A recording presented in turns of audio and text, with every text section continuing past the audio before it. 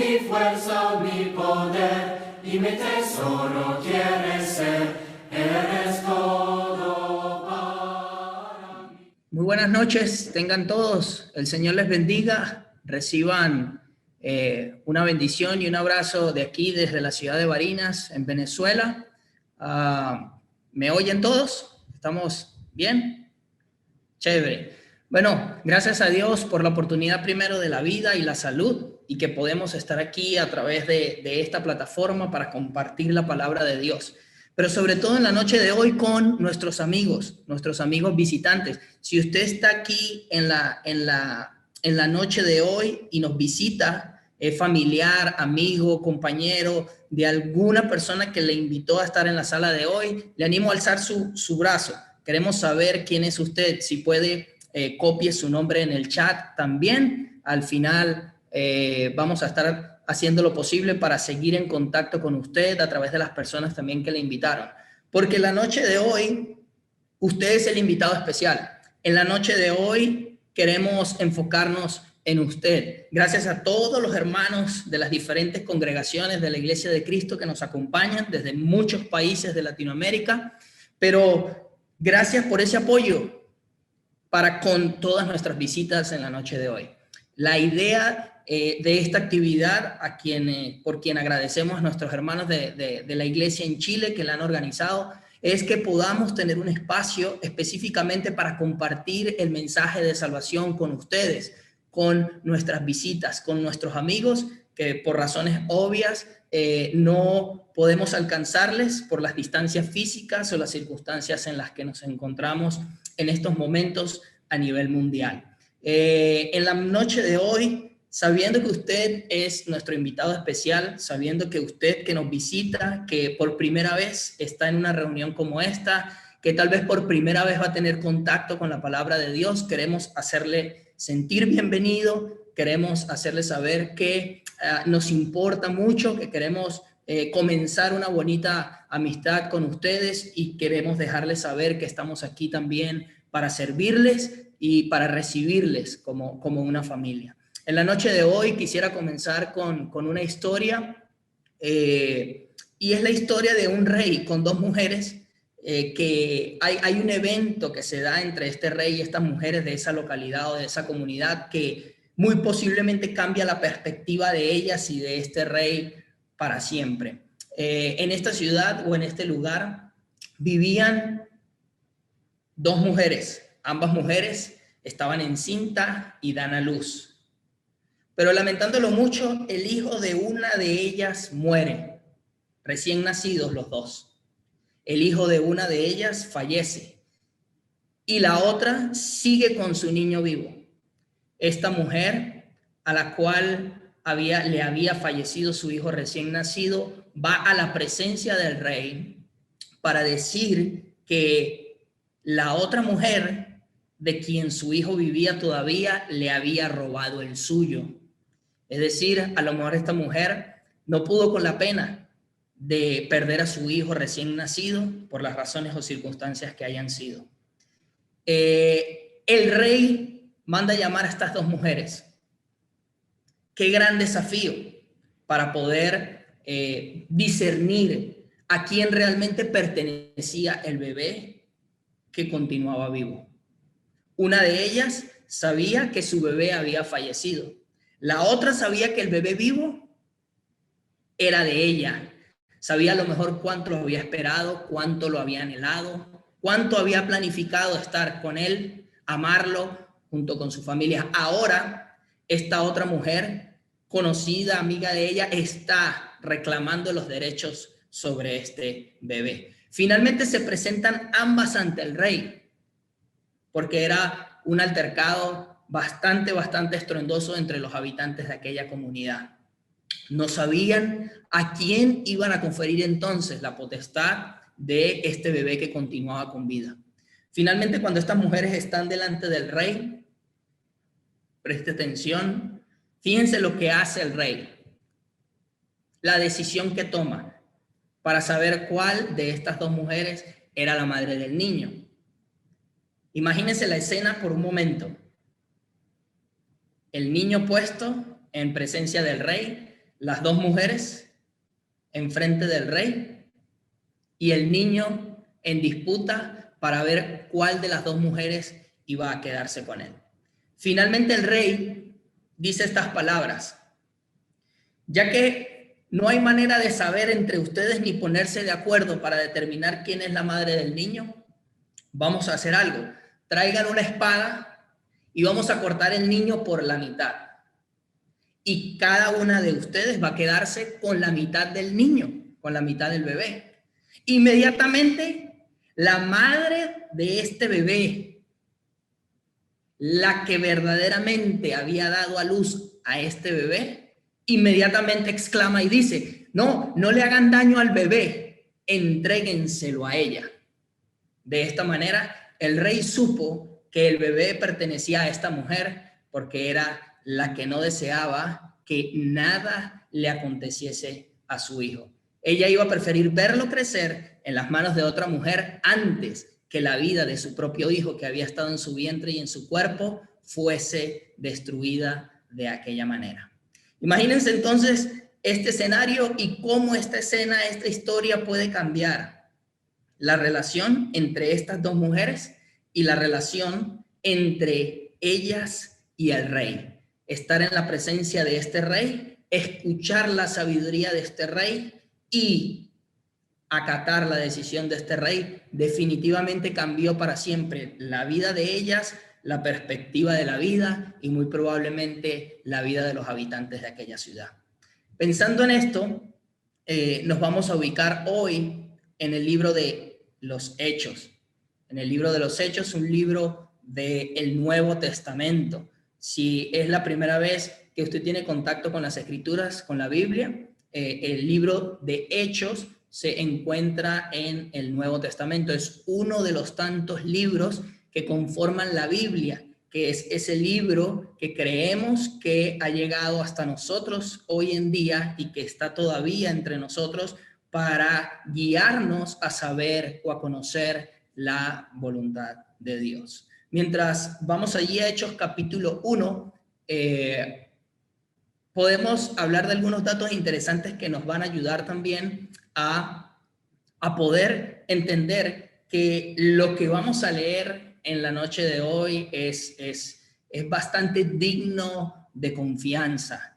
Hay algunas personas que creen que el libro de los Hechos fue producto de una idealización de la iglesia en el primer siglo y una forma de presentar esta historia a los primeros creyentes o a los de las generaciones siguientes para animarlos. Pero recientemente hay historiadores que no solamente han reconocido los valores teológicos del libro de Hechos, sino que también han reconocido que puede ser un punto de referencia histórico bastante importante para entender qué sucedió en ese tiempo. Uno de los dos datos para irnos al texto es que, por ejemplo, se mencionan por allá en los capítulos 13, 14, 15 ciudades como Listra y Derbe. Y para muchos, la ciudad también de Iconio, que es mencionada en esos capítulos, pertenecía a la provincia de Laodiconia. Y paradójicamente en el texto se hace referencia a que en esta ciudad se hablaba el frigio y no el lenguaje de Licaonia o de la provincia de Licaonia.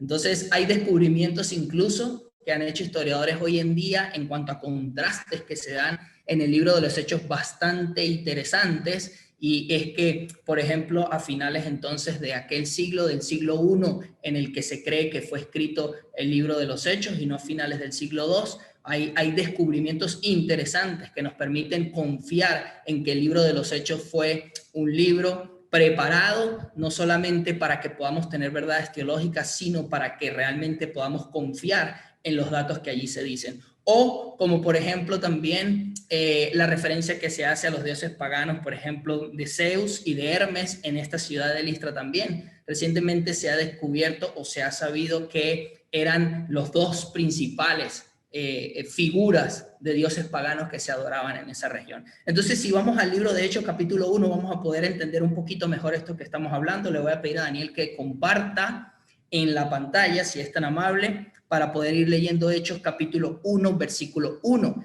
El libro de los Hechos también es conocido como el libro de los discursos, porque gran parte de él está compuesto de discursos que eran de 10, 15 páginas a lo mejor, y en el libro de los Hechos encontramos el resumen, 2/3 de página, o las ideas principales de cada discurso, que están acomodados de una forma en la que Lucas quería presentar algunas ideas específicas. Fíjese lo que dice, acompáñeme a leer en Hechos capítulo 1, versículo 1. Dice así: en el primer tratado, oh Teófilo, hablé acerca de las cosas o de todas las cosas que Jesús comenzó a hacer y enseñar hasta el día en que fue recibido arriba, después de haber dado mandamientos por el Espíritu Santo a los apóstoles que había escogido. Fíjense ustedes que entonces el libro es dirigido a un hombre que se llama Teófilo. Para algunos este es un nombre genérico, pero para otros, incluso en estudios recientes, creen que sí fue una persona bastante importante de la época, quien posiblemente ayudó a Lucas en su investigación, y que aunque no era judío, estaba bastante interesado en la historia del cristianismo, estaba bastante interesado en saber acerca de la historia de Jesús. Por eso, no solamente en el capítulo 2, en el versículo 2, sino en el versículo del 9 al 11, hay frases que son en las que nos vamos a quedar en la noche de hoy para tener nuestra reflexión acerca de Jesús. En estos días hemos estado hablando acerca de cómo Jesús se despojó y vino y encarnó, cómo sufrió como hombre por amor a todos nosotros, y en la noche de hoy vamos a estar reflexionando en cómo luego de que fue resucitado de entre los muertos, ascendió y fue entronado entonces a la diestra de Dios Padre. Dice el versículo 9 al 11, si me acompaña a leer, dice: y habiendo dicho estas cosas, viéndolo ellos, fue alzado y le recibió una nube que le ocultó de sus ojos. Y estando ellos con los ojos puestos en el cielo, entre tanto que él se iba, he aquí se pusieron junto a ellos 2 varones con vestiduras blancas. Nuevamente, por segunda vez en este capítulo, estamos dándonos cuenta cómo él fue tomado al cielo. Dice el versículo 11, los cuales también le dijeron: varones galileos, ¿por qué estáis mirando al cielo? Este mismo Jesús que ha sido tomado de vosotros al cielo, así vendrá como le habéis visto. Segunda vez entonces en el mismo capítulo donde el autor quiere enfocar cómo Jesús entonces finalmente deja este plano terrenal para entonces irse a la gloria con el Padre. En el versículo 22 del mismo capítulo 1 de Hechos, vamos a ver la misma frase que va a representar la misma idea con la que queremos quedarnos en la noche de hoy. Dice: comenzando desde el bautismo de Juan hasta el día en que de entre nosotros fue recibido arriba, uno sea hecho testigo con nosotros de su resurrección. Entonces, el centro de Lucas, del Evangelio según Lucas y de Hechos, aparentemente no está enfocado solamente en la resurrección, sino en la ascensión y el entronamiento de este rey llamado Jesús, o el rey de los judíos. Si vamos a Lucas también, al capítulo 24, vamos a poder ver cómo Lucas, el Evangelio según Lucas y el libro de Hechos en realidad entonces fueron una sola obra literaria que fue presentada en 2 volúmenes. Por eso el libro de los Hechos, igual que mucha literatura de ese entonces, guarda muchos de los discursos que fueron dados en aquella época, pero encontramos una conexión entre el final de Lucas y el inicio de Hechos. Es decir, que hay una conexión entre el Evangelio según San Lucas y el libro de Hechos. En el capítulo 24, entonces, Danielito, si me ayudas allí, en el capítulo 24, del Evangelio según Lucas, vamos a poder ver en el versículo 44 al 47 las siguientes palabras. Dice, y les dijo, aquí Lucas está citando palabras de Jesús, dice, y les dijo, estas son las palabras que os hablé estando aún con vosotros, que era necesario que se cumpliese todo lo que está escrito de mí en la ley de Moisés, en los profetas y en los salmos. Entonces dice el 45, entonces les abrió el entendimiento para que comprendiesen las escrituras, perdón. Dice el 46, y les dijo, así está escrito y así fue necesario que el Cristo padeciese y resucitase de los muertos al tercer día. Entonces, esta era parte de las enseñanzas que Lucas quería presentar a los oyentes o quienes estaban recibiendo esta obra literaria. Era necesario que se conociera que el Cristo padeció, como lo hablábamos en estas noches anteriores, compartía con nosotros nuestro hermano Paco, y que también era necesario que resucitase, así como compartía con nosotros otros de nuestros hermanos en las siguientes noches. El Cristo padeció por amor, se encarnó, se hizo hombre para darnos entonces la oportunidad y la esperanza de la vida eterna. Pero no solamente encarnó y sufrió, sino que al tercer día se levantó de la tumba. Pero no solamente esto, por eso ahí en el capítulo 24, en el versículo 50, y es importante que usted siga la palabra para que pueda leerla y esa palabra viva pueda quedar en su mente y en su corazón en esta noche. Dice al final del Evangelio según Lucas, el autor pone aquí las siguientes palabras. Dice, y los sacó fuera hasta Betania y alzando sus manos los bendijo. Y aconteció que bendiciéndolos se separó de ellos y fue llevado arriba al cielo. Entonces, esta frase conecta el final del Evangelio según Lucas con el inicio del Evangelio de Hechos. Y vimos entonces, si regresamos a Hechos capítulo 1, que una de las frases que se repite es esta. Fue llevado arriba al cielo, fue tomado al cielo, lo vieron irse al cielo. Y para entender un poco mejor la ascensión de Jesús al trono, a la derecha del Padre, tenemos que comprender un poquito acerca del pacto que hizo Dios con el rey David. Por eso si vamos a 2 de Samuel capítulo 7, versículos 8 al 17, vamos a leer algunos versículos para poder entender por qué era tan importante para Lucas registrar la ascensión de Jesús. Porque es tan importante para Lucas dar a conocer que el ministerio de Jesús no termina con la resurrección, sino que el ministerio de Jesús en la tierra termina con la ascensión y su entronamiento en el cielo a la diestra del Padre. 2 de Samuel, capítulo 7, versículo 8. Dice así, palabra de Dios. Ahora pues dirás así a mi siervo David. Así ha dicho Jehová de los ejércitos, yo te tomé del redil detrás de las ovejas para que fueses príncipe sobre mi pueblo, sobre Israel. Y he estado contigo en todo cuanto has andado. Y delante de ti he destruido a todos tus enemigos y te he dado nombre grande como el nombre de los grandes que hay en la tierra.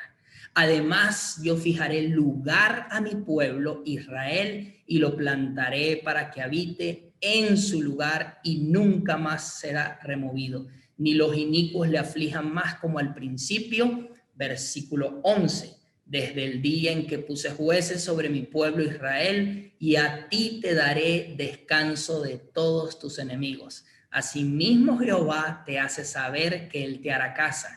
Y cuando tus días sean cumplidos, fíjese el versículo 12, preste atención. Y cuando tus días sean cumplidos, le está diciendo el profeta Natán al rey David esta palabra de parte de Jehová para él.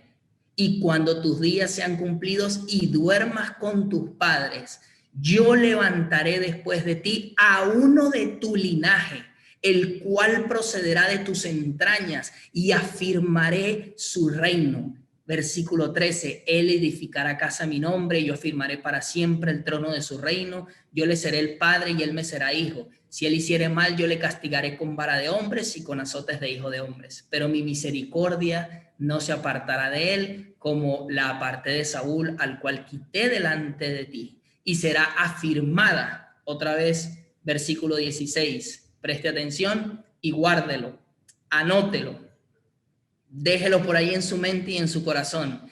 Y será afirmada, le está diciendo Dios al rey David, y será afirmada tu casa y tu reino para siempre delante de tu rostro, y tu trono será estable eternamente. Tremenda promesa de parte de Jehová para el rey David. Versículo 17. Conforme a todas estas palabras y conforme a toda esta visión, así habló Natán a David. En el Antiguo Testamento también encontramos al profeta Isaías, conocido como el profeta mesiánico. Imagínense, en el 8º siglo atrás, ya David tenía, en el 8º siglo antes de Cristo, tiempo del profeta Isaías, ya David tenía 200 años muerto. Imagínense a Isaías meditando en cómo iba a ser el cumplimiento de esta promesa, si durante 400 años solamente hubo 3 reyes con características positivas en el reino del sur o en Jerusalén. ¿Cómo iba Dios a cumplir esta promesa al rey David? Y aquí es donde vamos a presentar el Salmo capítulo 110, versículo 1. El texto más citado del Antiguo Testamento en el Nuevo. El rey David, varón profeta, dice estas palabras en el Salmo capítulo 110, versículo 1. Fíjese bien, dice así la palabra de Dios. Hay algunas versiones que ponen arriba Salmo de David. Dice, Jehová dijo a mi Señor, siéntate a mi diestra hasta que ponga a tus enemigos por estrado de tus pies. Fíjese las palabras que está diciendo el rey David en este momento. Aquí a lo mejor en esta versión lo podemos ver más claramente. Dice, Jehová dijo a mi Señor. Es decir, Yahvé dijo al Cristo, siéntate a mi diestra hasta que ponga a tus enemigos por estrado de tus pies. Fíjese en el versículo 5 lo que dice. Versículo 5 ahí mismo. Dice, el Señor está a tu diestra, quebrantará a los reyes en el día de su ira. Es decir, que David, quien era rey y profeta, sabía de parte de Dios cómo iba a ser cumplida esta profecía y cómo iba a ser afirmado su reino eternamente. Entonces, el centro del Evangelio de Lucas y del libro de los Hechos, que es donde estamos compartiendo algunas ideas teológicas en la noche de hoy, podemos ver que allí en Jerusalén era donde tenía que entronarse el rey. Y para poder entronarse el rey tenía que ascender al trono donde estaba su padre. José era de la casa de David. José era descendiente de la casa de David. Y por eso nosotros hoy podemos entender que el Señor Jesús, el Mesías, el Cristo que había sido anunciado, vino a este mundo, encarnó, se hizo hombre para que fuesen cumplidas entonces estas profecías en él. Pero era necesario que el Cristo, el Mesías, el descendiente de David, quien iba a afirmar su trono eternamente, fuese muerto y al tercer día resucitara. Pero para que se cumpliese este ministerio bello y hermoso de la reconciliación, era necesario que él entonces ascendiera a los cielos y fuese entronado a la derecha de Dios Padre. De esta manera, al ser entronado Jesús, al Jesús ascender al cielo, al recibir esta gloria, al recibir nuevamente el título de Señor, de Cristo, de Mesías, ya no solamente por haber resucitado a los muertos, sino por ahora estar afirmado en el trono a la derecha de su Padre, podía darse inicio entonces a la reconciliación, a la restauración, no solamente de Israel, no solamente de los descendientes de Judá, no solamente iba a ser reunificada la nación de Israel, porque antes había estado dividida. Desde el cuarto siglo o quinto siglo antes de Cristo hacia atrás, la nación de Israel estuvo dividida, el reino del norte y del sur. Con el entronamiento del Cristo, todos aquellos que eran descendientes de Israel iban a poder ser restaurados. Por eso a los samaritanos en el capítulo 8 les es anunciado entonces el evangelio y son añadidos a este reino que había sido afirmado en estos momentos por el Cristo que había ascendido a los cielos. Y con esto también se abre la apertura de ese reino que, aunque sigue haciendo vida en este mundo, no es de este mundo. Es de una naturaleza diferente, distinta, y por eso va a ser eterno, porque su rey, quien se ha sentado en el trono, ya definitivamente, luego de haber vencido la muerte, está allí para asegurarse de que este reino no tenga fin.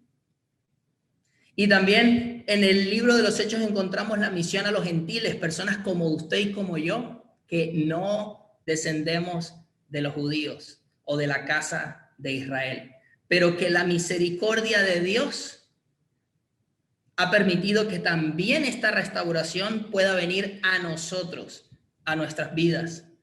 Y esto no es una idea nueva. Desde el Antiguo Testamento, Dios le dice a Salomón que iban a ser llamados de todas las naciones a su casa. Dios llama a Egipto su pueblo también, pero era necesario que estas palabras se cumplieran en la persona de Jesús.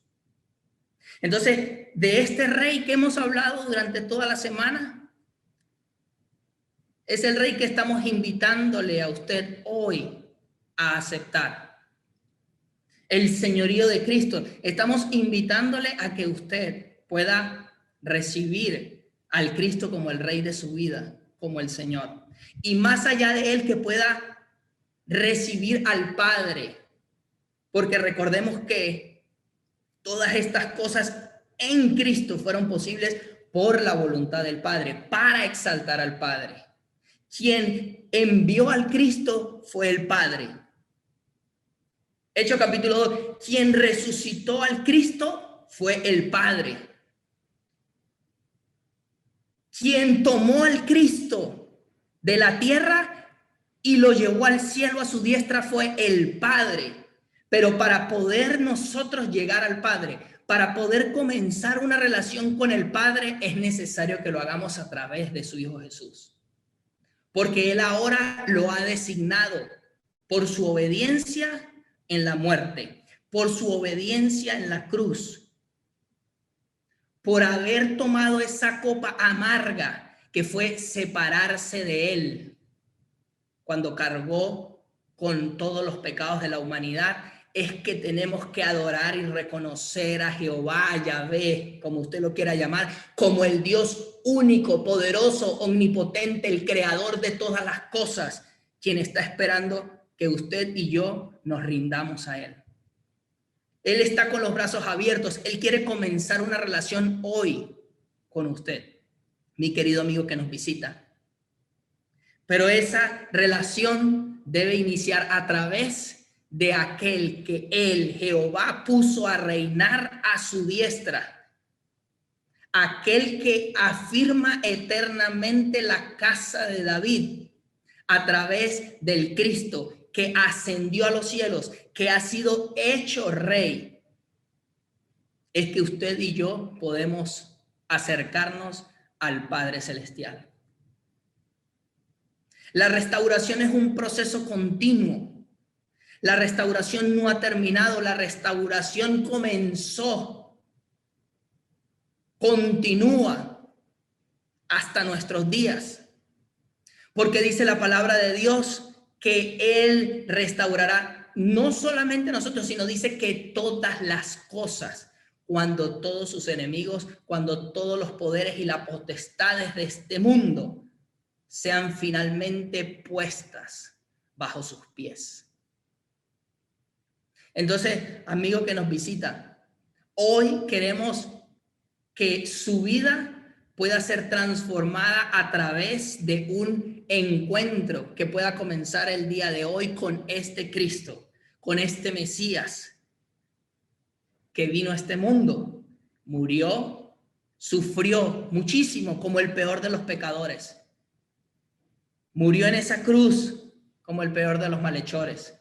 3 días estuvo sepultado, pero por la gloria del Padre, por el poder del Padre, su cuerpo no fue dejado en la tumba. Por eso dice Pedro en Hechos capítulo 2, cuando está citando este discurso del rey David, Pedro sabía que el cuerpo del rey David se había quedado en la tumba, pero sabían que el rey que había llegado para afirmar su trono era Jesús, porque había resucitado de entre los muertos y porque finalmente entonces el poder del Padre Jehová Dios Todopoderoso lo había tomado al cielo para entonces sentarse a su diestra y gobernar junto con él eternamente.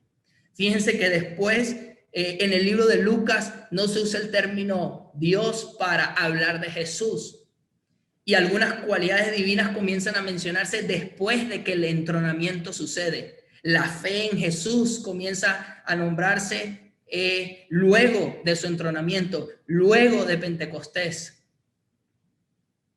La venida del Espíritu Santo, Jesús decía, voy a enviar al Espíritu Santo una vez fuese entronado a la derecha del Padre y recibiera entonces este poder para gobernar con él, luego de haber sido muerto, luego de haber sido sepultado y luego de resucitar. Este proceso de restauración requiere arrepentimiento también. Por eso el apóstol Pedro, cuando está citando al profeta Joel en el capítulo 2, podía haber usado muchos pasajes de otros profetas que hablan de la restauración en el Antiguo Testamento, pero escoge a Joel porque hay un versículo en este discurso de Joel que le permite introducir el arrepentimiento como pieza fundamental de la restauración de la casa de Israel. Entonces, querido amigo, hoy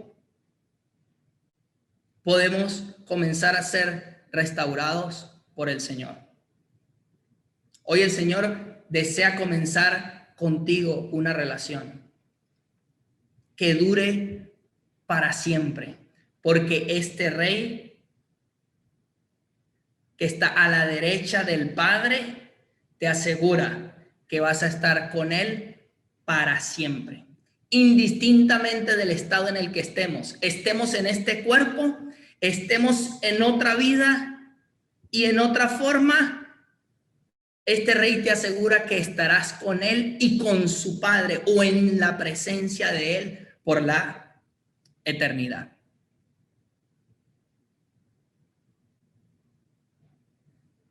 Escuchamos mucho hablar de la salvación.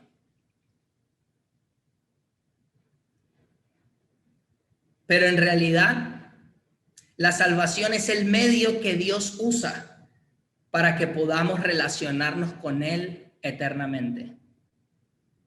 La prueba de que Jesús, en un cuerpo resucitado, glorificado, se apareció por lo menos 10 veces después de haber resucitado y este cuerpo fue tomado en el cielo, fue oculto por esa nube que tapó la gloria de ese nuevo cuerpo que fue llevado al trono del Padre, nos asegura a nosotros también que luego de esta vida, en la resurrección de los muertos, nuestra relación con Él va a continuar para siempre. Entonces, hoy, querido amigo que nos está visitando, la invitación es a conocer más de este Rey que ha sido entronado a la derecha de Dios Padre, creador de todas las cosas. Y una buena forma de comenzar esa relación con Él hoy es bautizándote para el perdón de los pecados. Es la invitación que hizo el apóstol Pedro en Hechos capítulo 2. Arrepiéntanse y bautícense para recibir el perdón de todos sus pecados y el Espíritu Santo. No importa de dónde vengas, no importa quién seas, no importa qué hayas hecho, no importa cómo sea tu vida hoy. Lo único que importa es tu deseo de iniciar una relación con Él. No hay cosa que pueda transformar más al ser humano que una relación. Las relaciones tienen el poder de sanar. Las relaciones tienen el poder de transformar la vida como ninguna otra cosa en este mundo. Ahora, imagínense usted cómo puede llegar a ser su vida, cómo su vida puede ser transformada y restaurada a través de una relación con este Rey que ha afirmado eternamente la casa del Rey David. Si usted quiere comenzar a relacionarse con el Señor, puede seguir estudiando y compartiendo, recibiendo estudios bíblicos. Estamos a la orden para seguir compartiendo con usted la palabra de Dios. Indistintamente del país donde esté, estoy seguro que la persona que lo invitó va a poder permitirle a usted que usted pueda estar en contacto con alguien que pueda estudiar la Biblia con usted, que pueda dedicarle el tiempo necesario que usted quiere para comprender mejor las Escrituras. Pero si usted quiere recibir a Cristo hoy, si usted quiere tener una relación con Él especial como ninguna otra relación, puede ser que haya fracasado o que han fracasado muchas relaciones en su vida. La relación con sus padres, la relación con su esposo, la relación con sus hijos. Pero Jesús está dispuesto a transformarte, a restaurarte por medio de una relación genuina y funcional con Él. Y a través de esa relación, posiblemente muchas cosas en tu vida van a ser también restauradas. Y a través de este Rey vas a poder restaurar tus otras relaciones también. Si quieres ser bautizado en esta noche para recibir el perdón de los pecados, si te sientes culpable por algo que ha sucedido en tu vida o que has hecho, Dios está dispuesto a perdonarte, a limpiarte, a sanarte. Y está dispuesto a recibirte en tu reino. Y aparte te va a dar el Espíritu Santo, que fue una de las primeras acciones divinas que hizo el Rey Jesús cuando se entronó a la diestra del Padre. Enviar al Espíritu Santo, al guía, al consolador. Hoy puedes recibirlo también para que ilumine tu vida y te ayude a comprender las Escrituras, la palabra de Dios.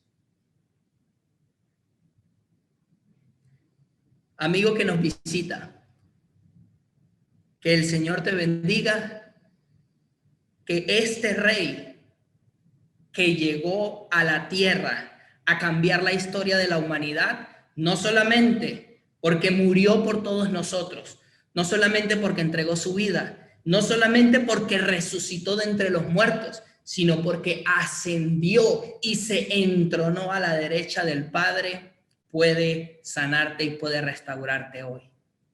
A Él te invitamos a recibir en esta noche y con Él te invitamos a relacionarte por la eternidad. Que Dios bendiga tu vida, y tu familia. Busca primero